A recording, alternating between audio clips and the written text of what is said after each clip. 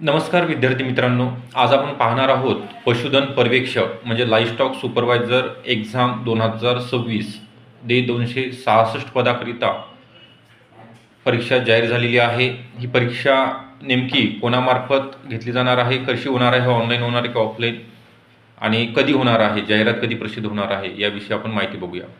तर जाहिरात ही आचारसंहिता संपल्यानंतर म्हणजेच मार्च किंवा एप्रिल महिन्यामध्ये येणार आहे। MPSC मार्फत म्हणजे महाराष्ट्र पब्लिक सर्व्हिस कमिशन मार्फत परीक्षा ऑफलाईन स्वरूपामध्ये आयोजित केली जाणार आहे। त्या परीक्षेचं स्वरूप आणि योजना तुम्हाला जानेवारी मंथ एंडपर्यंत डिक्लेअर होणार आहेत।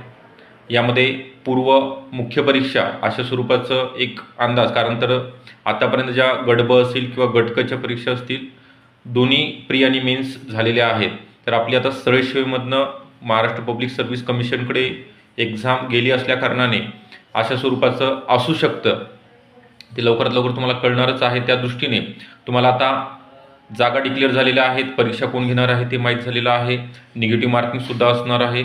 तर ह्या निगेटिव्ह मार्किंगला आपल्याला काय करता येणार आहे, कसे चांगले मार्क जे वाचणार आहे आपण ते 100% परीक्षाभिमुख असलं पाहिजेत। कारण की तुम्हाला 4-1 म्हणजे 4 प्रश्न चुकल्यानंतर एका प्रश्नांचे गुण म्हणजे 2 गुण मिळालेल्या याच्यामधनं वजा होणार आहेत। तर आपल्याला ती काळजी घेणं गरजेचं आहे, कारण तर 200 पैकी जो कट ऑफ आहे किमान 160 पर्यंत तरी लागू शकतो। तर आपल्याला एवढे मार्क मिळवण्याकरिता डबल अकॅडमीमध्ये तांत्रिक विषयासहित पशुधन पर्यवेक्षक भरतीकरिता बॅचेस लॉन्च करण्यात आलेले आहेत। म्हणजे 1 जानेवारी 2026 पासून ही आपण बॅच सुरू करत आहोत आणि नवीन वर्षाची ऑफरसुद्धा देत आहोत।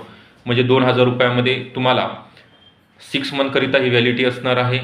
यामध्ये जुन्या प्रश्नपत्रिका विश्लेषण, सर्व विषयाचे रेकॉर्डेड लेक्चर आपल्याला अनलिमिटेड वेळा पाहता येणार आहेत।